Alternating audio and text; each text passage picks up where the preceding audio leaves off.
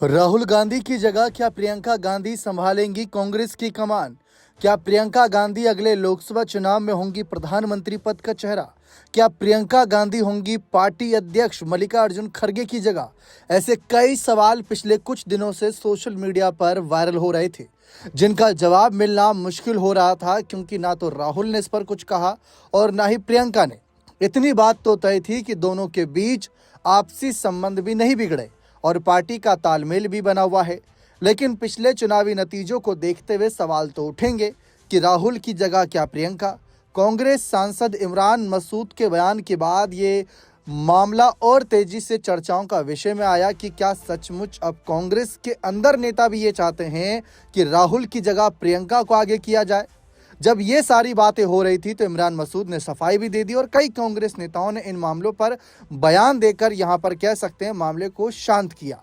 लेकिन अब यह मामला और ज्यादा तूल पकड़ रहा है। इसकी वजह है कि हाल ही में प्रियंका गांधी को बड़ी जिम्मेदारी सौंपी गई, जिसके बाद चर्चाओं का बाजार इस बात को लेकर गर्म हो गया कि ये शुरुआती संकेत मिलने लगे हैं कि जब से सांसद बनी है प्रियंका गांधी और लोकसभा में उनका एक तेवर वाला अंदाज जो देखने को मिला, जो कहा जाता है कि प्रियंका गांधी में देखा जाए तो इंदिरा गांधी वाले गुण हैं। सिर्फ रंग रूप नए नए नक्श को लेकर ही नहीं, बल्कि फैसले लेने में भी बिल्कुल इंदिरा की तरह एक मजबूत सशक्तिकरण वाली महिला नेता हैं और भविष्य में भी साबित होंगी।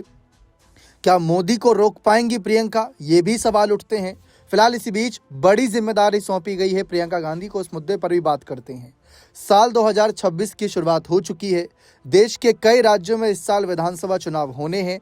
तमिलनाडु, पुडुचेरी, केरल, असम और पश्चिम बंगाल में चुनाव होने हैं और 2027 की शुरुआत में उत्तर प्रदेश, जो कहा जाता है कि दिल्ली तक की सत्ता का सफर तय कराता है। इन्हीं को ध्यान में रखते हुए कांग्रेस ने तैयारी शुरू कर दी और स्क्रीनिंग कमेटी बनाई है। ऐसा हर बार होता है और ये रूटीन प्रक्रिया है। हालांकि इस बार प्रियंका गांधी को असम की स्क्रीनिंग कमेटी की अध्यक्ष होंगी। ऐसा पहली बार है जब गांधी परिवार से किसी राज्य की स्क्रीनिंग कमेटी का अध्यक्ष बनाया गया। तो आप मामले की बारीकी को समझ सकते हैं कि प्रियंका को आगे करने के क्या ठोस कारण हैं।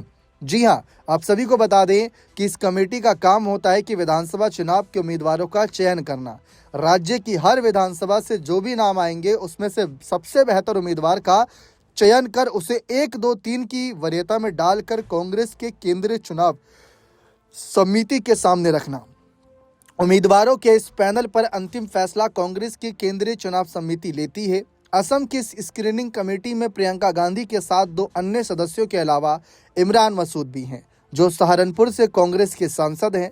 हालांकि सबसे दिलचस्प बात यह है कि इन्हीं इमरान मसूद ने ठीक 10 दिन पहले प्रियंका गांधी को लेकर एक बयान दिया था, जो काफ़ी सुर्खियों में रहा था। इमरान मसूद ने बांग्लादेश में हिंदुओं पर हो रहे अत्याचार के सवाल पर कहा था कि बनाइए प्रियंका गांधी को प्रधानमंत्री, वो इंदिरा गांधी की तरह बांग्लादेश को जवाब देंगी। वो इंदिरा गांधी की पोती हैं। इमरान मसूद के इस बयान पर काफ़ी बवाल हुआ था और इसके कई मायने निकाले गए थे। अब इमरान मसूद को प्रियंका गांधी की टीम में ही जगह दी गई है। तो ये भी गौर करने वाली बात यह है कि जिन्होंने प्रियंका गांधी को प्रधानमंत्री बनाने की बात कही थी, उनको तो बड़ी जिम्मेदारी मिल रही है।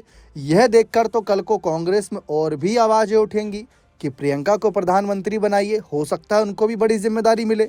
अब सवाल उठता है कि प्रियंका गांधी को असम के स्क्रीनिंग कमेटी का जिम्मा क्यों दिया गया और क्या इसके पीछे भी सोची समझी रणनीति है। असम के प्रदेश अध्यक्ष गौरव गोगोई भी युवा हैं। उनके पिता तरुण गोगोई कई बार असम के मुख्यमंत्री रहे और 10 जनपद के करीब थे। गौरव गोगोई लोकसभा में कांग्रेस के उपनेता हैं, यानी राहुल गांधी के बाद कांग्रेस संसदीय दल में उनकी हैसियत नंबर 2 की है। गौरव गोगोई, सचिन पायलट, जीतू पटवारी जैसे नेताओं को कांग्रेस की नई पीढ़ी के नेताओं के रूप में देखा जा रहा है। ऐसे में प्रियंका गांधी को गौरव गोगोई के मददगार के रूप में देखा जा रहा है। ऐसे में सवाल ये भी है कि असम ही क्यों? क्या यहाँ कांग्रेस के लिए कोई चांस है? क्या गौरव गोगोई हिमंता बिश्वा शर्मा को चुनौती दे पाएंगे? क्योंकि बहुत सारे जानकार मानते हैं कि इस चुनाव में तो संभव नहीं है। हाँ, गौरव गोगोई लगे रहे तो 5 साल बाद संभव है। हालांकि असम के आंकड़े कुछ और ही कह रहे हैं। दरअसल वहां चुनाव गठबंधन के बीच होता है। जैसे पिछली बार एनडीए को 126 विधानसभा सीटों में 75 सीटें मिली थीं और कांग्रेस गठबंधन वाली महाजोत को 50 सीट। हालांकि यदि आप वोटों के प्रतिशत को देखें तो एनडीए को 43.9% वोट मिले, जबकि महाजोत को 42.3%, यानी अंतर सिर्फ 1.6% वोटों का ही था। असम में यदि इंडिया गठबंधन क्षेत्रीय दलों के साथ एक मजबूत गठबंधन बनाता है तो एनडीए को चुनौती दी जा सकती है, और उसके लिए जरूरी है सही उम्मीदवारों के चयन की, क्योंकि कांग्रेस में उम्मीदवारों के चयन को लेकर भाई भतीजावाद और पैसे देकर टिकट देने तक के आरोप आम हैं। अब प्रियंका गांधी के रहते कम से कम ये आरोप तो नहीं लगेंगे। असम में बहुत सारे छोटे छोटे दल हैं जो चुनाव के वक्त अलग अलग गठबंधन में बढ़ जाते हैं। पिछले चुनाव में भी वहां 3 गठबंधनों ने चुनाव लड़ा था। कांग्रेस के कई जानकार मानते हैं कि प्रियंका गांधी के संसद में हॉल के दौरान जिस तरीके का प्रदर्शन था, उसके बाद उनको ये जिम्मेदारी मिली है, जो आने वाले दिनों में उनके कांग्रेस में और भी बड़ी भूमिका की ओर इशारा कर रहा है। क्योंकि भविष्य में अगर प्रियंका गांधी कभी किसी बड़े पद के लिए आती भी हैं या उनका नाम आता है, तो ये मान कर चलिए कि प्रियंका गांधी का पोर्टफोलियो भी देखा जाएगा। सांसद हैं, लेकिन भाई की छोड़ी सीट पर सांसद बनी, यानी वायनाड से।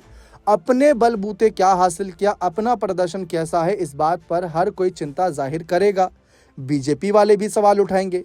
तो शायद इन्हीं सवालों को लेकर भविष्य के लिए तैयार हो रही है कांग्रेस पार्टी कि विकल्प तो होने चाहिए, सिर्फ आप ऑप्शन ए लेकर नहीं चल सकते, ऑप्शन बी तो आपके पास होना ही चाहिए, जिसके बाद ही कोई हालात बन या बदल सकते हैं। अब प्रियंका गांधी हालात के हिसाब से बनेंगी या हालात बदलेंगी कांग्रेस के, ये थोड़ा चिंता का विषय है और ये थोड़ा सोचने वाली बात है। मल्लिकार्जुन खड़गे की भी अगर हम बात करें, प्रदर्शन उनका जैसा भी रहा हो, लेकिन बदलाव तो करना होगा। 2027 तक सूत्रों के अनुसार वह पद पर बने रहेंगे और उसके बाद तो उन्हें पीछे हटना ही पड़ेगा, उम्र को लेकर भी और तो और नियमों को लेकर भी। तो उसी बीच क्या प्रियंका को आगे किया जाएगा? फिर उसके बाद सवाल उठते हैं यहाँ पर राहुल गांधी को लेकर कि असम की तरफ आगे बढ़ाया गया है प्रियंका गांधी को। जरूर कुछ ना कुछ तो उम्मीद दिख रही होगी, वरना प्रियंका गांधी के नेतृत्व में चुनाव लड़ा जाए और हार जाए कांग्रेस पार्टी, तो बदनामी किसकी होगी? कांग्रेस की तो हो ही रही है पिछले कुछ चुनावों में, लेकिन यहाँ प्रियंका भी बदनाम हो जाएंगी। तो प्रियंका बदनाम ना हो, इस बात का ध्यान कांग्रेस को रखना होगा। या फिर ये जानबूझकर फैसला लिया गया है कि यहाँ पर जिस तरीके से ये बदलाव हुआ है, जिस तरीके से हालात बने हैं, तो क्या प्रियंका को बदनाम करने की साजिश चल रही है कांग्रेस में? ये भी सवाल उठते हैं। अब जो भी है ये आप सबके सामने है। आप बताइए कि प्रियंका को आगे करना क्या इस वक्त सही फैसला है कांग्रेस पार्टी का? क्या इस साल प्रियंका कुछ जवाबी कार्रवाई में बीजेपी को रोक पाएंगी? क्या राहुल जो नहीं कर पाए, क्या वो प्रियंका कर पाएंगी? क्या सचमुच प्रियंका गांधी सिर्फ इंदिरा जैसी दिखती नहीं, वैसे फैसले भी लेती हैं? क्या ये सच साबित होगी भविष्यवाणी? ये अब सब कुछ समय पर निर्भर करता है। जैसे जैसे हालात बदलेंगे, बनेंगे, उस पर यहाँ पर प्रियंका की चर्चा खूब होगी। बने रहें चैनल के साथ। बहुत बहुत शुक्रिया।